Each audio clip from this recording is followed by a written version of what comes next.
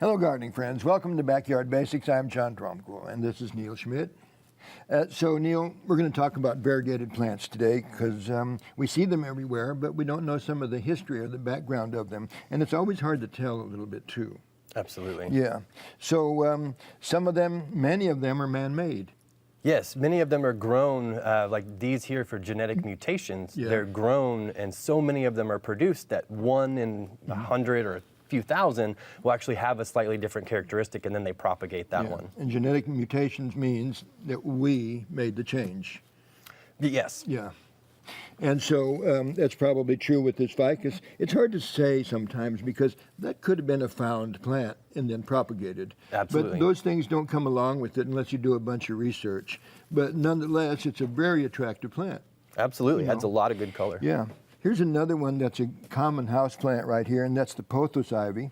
And we all know that one. We've seen it in old drugstores, crawling across the window, or places that are old that have had them many years. But this is looks like a new one. It looks like another one of those genetic plants that have been created. Yeah, this one they have a really pretty white on there that's much more kind of striking than the standard yellow.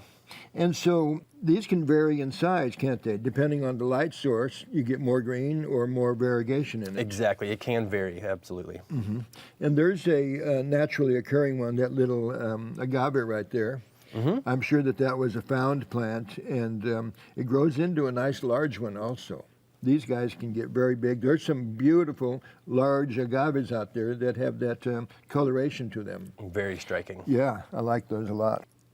In the bromeliad family, though, that's here's an ecmia right here, but this little Neoregelia right here is one that has some specifics to it in that coloration. Yeah, that one is the pattern gene variegation that basically has other colors that override the green rather than these others that just have a lack of green in some spots. And look at this little guy right here, this little succulent. It's got that same thing. That's why I picked up this one, because I like just the coloration. That's why people buy some of these, because even if they're not in bloom, they look great.